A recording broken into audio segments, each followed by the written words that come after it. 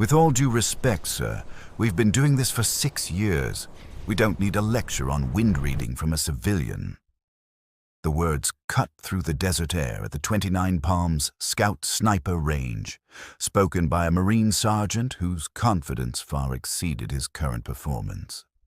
For 3 hours, an elite 4-man sniper team had been attempting to engage a target at 2,000 yards, and for 3 hours, every single round had missed. The old man standing behind the firing line in his faded jacket and John Deere cap had quietly suggested they were underestimating the wind value and ignoring the Coriolis effect at extreme range. They'd laughed. Politely, but they'd laughed. Then he took the rifle, made 2 small adjustments, and sent a round through dead center of the target on his first shot. If you believe experience deserves respect regardless of appearance, type honor in the comments. His name was Robert Chen, though everyone who'd known him in his previous life called him Ghost. At 71 years old, Robert lived alone in a small house in Yucca Valley, about 40 minutes from the Marine base. His days followed a careful routine: morning coffee on the porch, watching the desert sunrise, afternoons reading or tinkering with old rifles in his garage workshop, evenings so quiet you could hear the wind move through the Joshua trees. He'd been a widower for 6 years, and his 2 daughters lived on the East Coast with families of their own. They called on Sundays. He told them he was fine, and mostly he meant it. The only time Robert really felt alive anymore was when he came to the base. Not often, maybe once every few months, but when the loneliness got too heavy or the silence too oppressive, he'd drive to 29 Palms and park near the public areas where you could hear the ranges, where the sound of rifle fire connected him to the person he used to be. Nobody recognized him. Why would they? He'd retired in 2003, and the Marine Corps had cycled through entire generations since then. He was just another old veteran trying to maintain some connection to a life that had moved on. The morning of October 14th, Robert had driven to the base on impulse. The desert was particularly beautiful that day, the kind of crisp autumn morning where the air was so clear you felt like you could see forever. He'd parked near the Scout Sniper Range complex, a secure facility where the Corps trained its precision marksmen. You weren't supposed to be able to see the ranges from the public area, but Robert knew all the spots where the topography allowed you to observe from a distance. Old habits. That's when he noticed something unusual. At the 2,000-yard range, a position he'd spent countless hours at during his career, there was a sniper team that appeared to be struggling badly. Through his old Leica binoculars, Robert could see 4 Marines at the firing point, with what looked like 2 instructors and a senior officer observing. The shooter would fire, everyone would check through spotting scopes, heads would shake, and they'd reset for another attempt. This pattern continued for over an hour. Robert's professional curiosity overwhelmed his usual caution. He'd started walking closer, using the access road that maintenance vehicles used, technically off-limits but rarely patrolled. His knees protested, old parachuting injuries that never quite healed right, but his mind was sharp, analyzing what he could see. The wind was tricky today, coming from the southwest at maybe 12 to 15 miles per hour, gusting higher. At 2,000 yards in these conditions, you weren't just dealing with wind drift. You were dealing with the Coriolis effect, the actual rotation of the Earth affecting bullet flight. Most shooters forgot that, or never learned it properly in the first place. He was within 100 yards of the firing line when a Marine corporal spotted him. Sir, you can't be here. This is a restricted training area." Robert stopped, raising his hands slightly in a non-threatening gesture. "My apologies. I was just watching from the ridge and got curious. I'll head back." But he didn't head back. Not immediately. Because he'd seen something that bothered him professionally. The spotter, the Marine lying next to the shooter with the powerful optic, was giving wind calls that were fundamentally wrong. He was reading mirage correctly, but not accounting for the layered winds between the firing point and target. At 2,000 yards, you might have different wind speeds and directions at 300 yards, 800 yards, 1,300 yards, and at the target itself. You couldn't just read the mirage at the firing point. "They're reading the wind wrong," Robert said, almost to himself. The corporal, a young man with a kind of high and tight haircut that screamed New Marine, looked confused. "Sir, I need you to leave the area. Now." "I understand, but that spotter is only reading near wind. At 2,000 yards, they need to account for—" "Sir!" The corporal's voice had an edge now. "I'm not going to ask again. You need to leave immediately, or I'll have to call the MPs."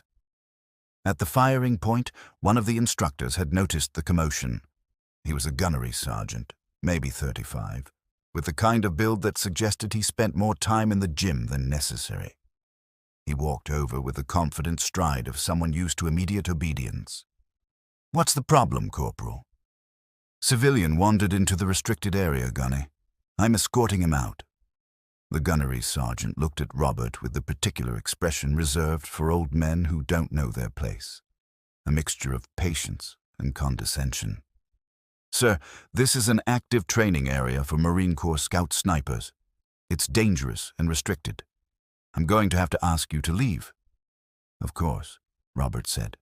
"I apologize for the intrusion. But before I go, your team has been missing that target for hours.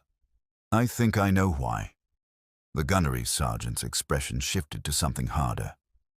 "Excuse me. The wind. Your spotter is only reading the mirage at the firing point. He's not accounting for the fact that the wind at 800 yards is probably 15 degrees different from your position, and the wind at the target is coming from almost due west, not southwest. At 2,000 yards, you're also dealing with Coriolis drift, about 8 inches to the right in the northern hemisphere at this range and latitude. Your shooter is compensating for wind, but not for the Earth's rotation." For a moment, the gunnery sergeant just stared at him. Then he laughed, not cruelly, but with the kind of amusement you'd show a child who'd just explained how rockets work using cartoon logic. "Sir, with all due respect, these are Marine Scout snipers. They're the best precision marksmen in the world. They know how to read wind, and they definitely know about Coriolis effect." From the firing point, one of the snipers called out, "Gunny, we're ready for another attempt." "Stand by," the gunnery sergeant called back. He looked at Robert again, his patience clearly wearing thin. "I appreciate your interest in what we do, but this is advanced, long-range marksmanship. These Marines have been through months of specialized training. They know what they're doing." "Then why have they been missing for 3 hours?" Robert asked quietly. The question landed like a slap. The gunnery sergeant's jaw tightened. Behind him, the Marines at the firing point had stopped their preparation and were watching the exchange. "Sir, I'm done being polite. You need to leave. Now. Corporal, escort this gentleman back to the public area. If he refuses, call the MPs." Robert nodded slowly. "I meant no disrespect, gunnery sergeant. I was just trying to help." He turned to leave, the corporal's hand already on his elbow, when a voice called out from the firing point, "Hold on, let him speak." Everyone turned. The man who'd spoken was a major, older than the others, maybe 45, with the weathered look of someone who'd spent serious time downrange.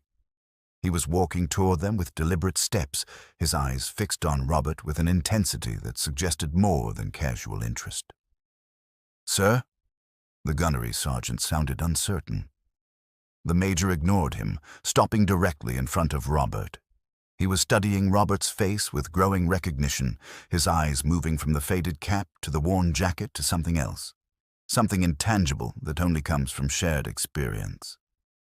"What's your name?" the major asked. "Robert Chen, sir." "You prior service?" "Yes, sir." "Marines." "Retired in 2003. What unit?" Robert hesitated. This was always the moment he dreaded, the moment when people either didn't believe him or suddenly treated him completely differently. "1st Marine Division, Scout Sniper Instructor School, Quantico." The major's eyes widened slightly. Rank? Master Gunnery Sergeant when I retired. And before you were an instructor? Robert sighed quietly. Second Force Reconnaissance. Scout Sniper. 26 years in reconnaissance and sniper units before I transferred to Training Command. The Major was quiet for a long moment. Then he did something that shocked everyone present.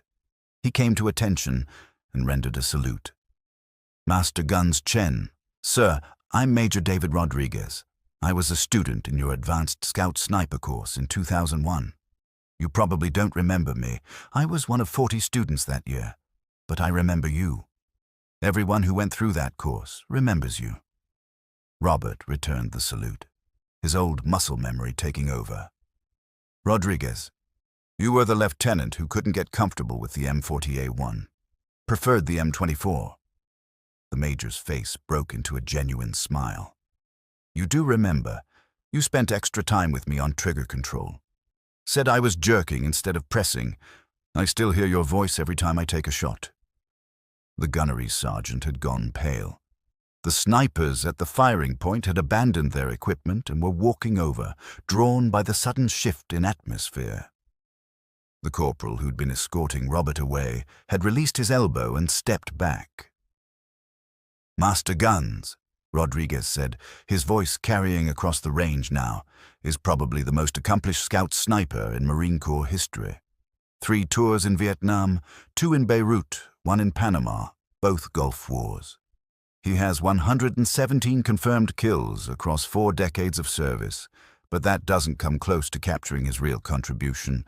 He wrote the Scout Sniper Manual. Not contributed to it, wrote it. Every technique, every protocol, every wind-reading method you've been taught came from him or from instructors he trained. The gunnery sergeant looked like he wanted to disappear. Sir, I had no idea. I apologize. You were doing your job, Gunny, Robert said gently. I shouldn't have been in the restricted area. But you were right about the wind, Rodriguez said. Weren't you? Robert looked toward the 2,000-yard target, his eyes tracking the terrain between it and the firing point. At this range, in these conditions, you're dealing with at least 3 distinct wind layers. The mirage at the firing point shows southwest wind at 12 to 15 miles per hour. But if you watch the vegetation at 800 yards, he pointed, you can see it's moving almost due south. That's a 15 to 20 degree wind shift, and at the target, that flag is showing west, maybe northwest. That's another shift. He paused, then continued. Your spotter is giving wind calls based on what he sees here. But the bullet is in flight for almost 3 seconds at 2,000 yards. It's passing through all those wind layers, and each one is pushing it differently. You're probably getting about 4 feet of wind drift total, but not in the direction you're compensating for.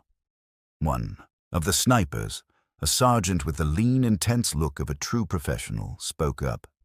We've been compensating for 3.2 feet left, assuming the wind average is 12 miles per hour from the southwest. That's your problem, Robert said. You're averaging winds that don't average. The wind at 800 yards is stronger and from a different direction. It's pushing your bullet south more than west. The wind at the target is weaker, but from the west, pushing it back east slightly. They don't cancel out. They compound in ways that you can't calculate by simple averaging. You need to read each layer individually and make an educated guess about the total effect. And the Coriolis? Another sniper asked. At 2,000 yards at this latitude, you're looking at roughly 8 to 10 inches of drift to the right. Not enough to miss completely, but enough to turn a center mass hit into an edge hit. At extreme range, the Earth's rotation matters. The bullet is in flight long enough that the target has literally moved slightly by the time the round arrives. Rodriguez nodded slowly. Master Guns, would you be willing to demonstrate? The gunnery sergeant looked uncomfortable. Sir, is that appropriate? I mean, no disrespect to Master Guns Chen, but regulations about civilian access to weapons. Master Guns Chen has more time behind a scope than everyone on this range combined. Rodriguez cut him off. And he maintains his expert qualification. I checked his record while we were talking. He still shoots twice a year at a civilian range, still qualifies expert. He's not a civilian in any meaningful sense. He's a Marine. Robert felt something warm in his chest at those words. Major, I appreciate that, but I haven't shot at 2,000 yards in years. I'm not sure. Sir, with respect, I watched you analyze this range in about 90 seconds and diagnose problems that we've been struggling with all morning. I'd consider it an honor if you'd show us how it's done. They walked to the firing point together, the group of Marines falling in around Robert like students around a master. The rifle was an M40A5, the Marine Corps standard bolt-action sniper rifle, chambered in .300 Winchester Magnum. Robert picked it up with reverence, his hands finding the familiar weight and balance. It had been years, but the muscle memory was instant. He settled into the prone position, his body automatically finding the proper alignment despite his age. His bones protested. The hard ground wasn't kind to a 71-year-old body, but once he was set, it felt right. It felt like coming home. "Spotter," he said quietly, falling into the old cadence. The sergeant who'd been spotting moved next to him with the powerful spotting scope. "Ready, Master Guns." Robert chambered a round, the bolt sliding smoothly. He settled behind the scope, his breathing automatic. In through the nose, out through the mouth, letting his heart rate slow. The target, at 2,000 yards, looked impossibly small, even through the 16x magnification. A silhouette target representing a human torso, dancing slightly in the heat mirage. "Wind at firing point, southwest at 12 to 15, Robert murmured, more to himself than anyone else. Vegetation at 800 shows south wind, stronger, maybe 18. Target flag shows west at 8 to 10, 3 distinct layers. His hand moved to the elevation turret, making adjustments. Click, click, click. Then the windage turret. More clicks.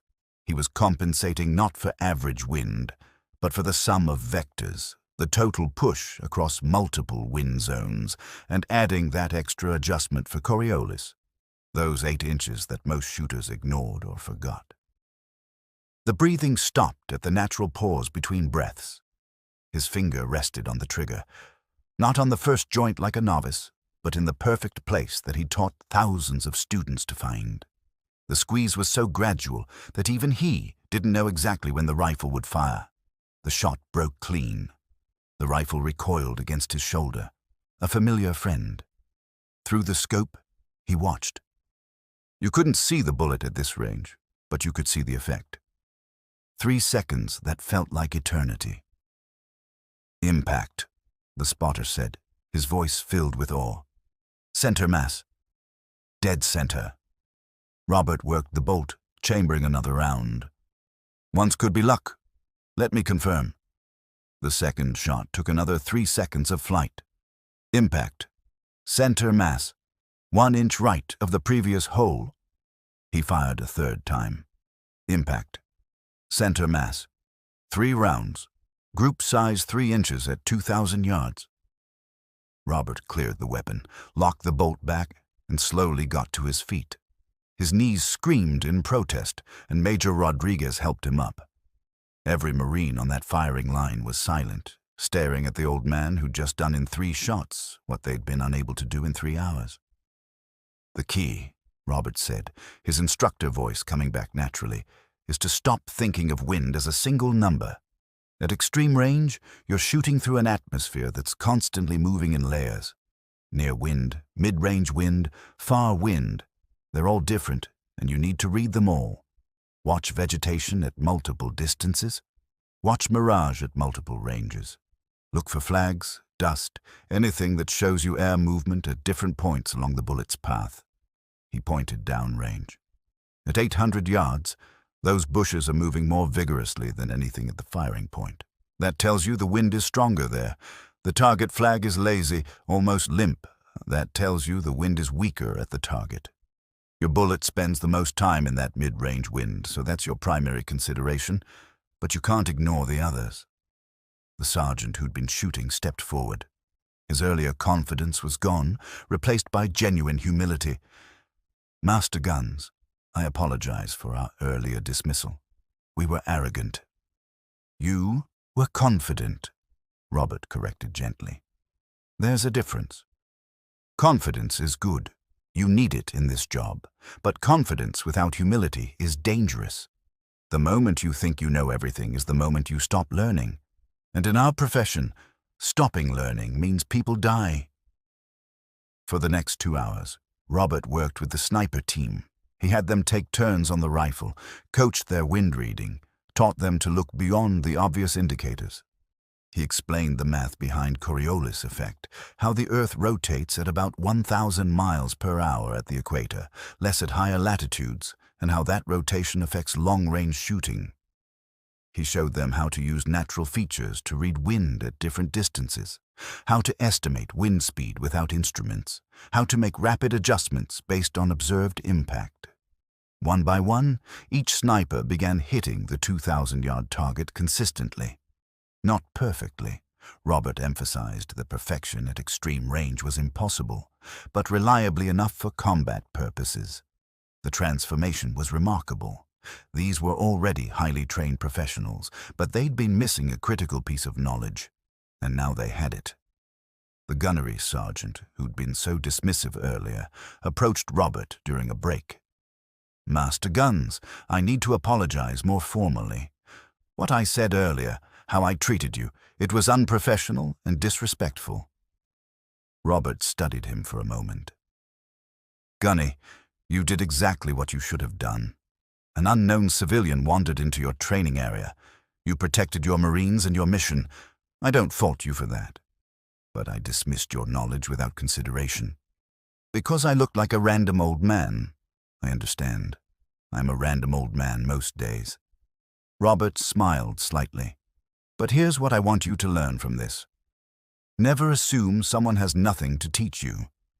The moment you close your mind to learning is the moment you start failing your Marines. Stay humble. Stay curious. And never judge someone's worth by their appearance. Major Rodriguez had been making phone calls during the session, and he approached Robert as the afternoon sun began its descent toward the mountains. Master Guns, I spoke with the division commander. We have a serious problem in the Corps right now. We're producing scout snipers faster than we can train them properly, and our institutional knowledge is thin. We've lost a lot of the lessons you and your generation learned through hard experience. Robert waited, sensing where this was going. We need instructors, experienced people who can teach the things that aren't in the manual, the things you just taught my Marines. The Corps has a civilian contractor program for retired personnel. The pay isn't much, but you'd have base access, range time, and most importantly, you'd be training the next generation of snipers, teaching them lessons that could save their lives and the lives of the Marines they're supporting. Robert looked out across the desert range, the familiar landscape where he'd spent so much of his life. He thought about his empty house, his quiet days, the slow fade into irrelevance that retirement had become. Then he thought about the Marines he'd just trained, the way their faces had lit up when they finally hit that target, the knowledge that what he'd taught them might mean the difference between life and death in some future conflict. I'd have to think about it, he said. But even as he spoke, he knew his answer. Of course. But sir, please seriously consider it. The Marine Corps needs you. These young Marines need you.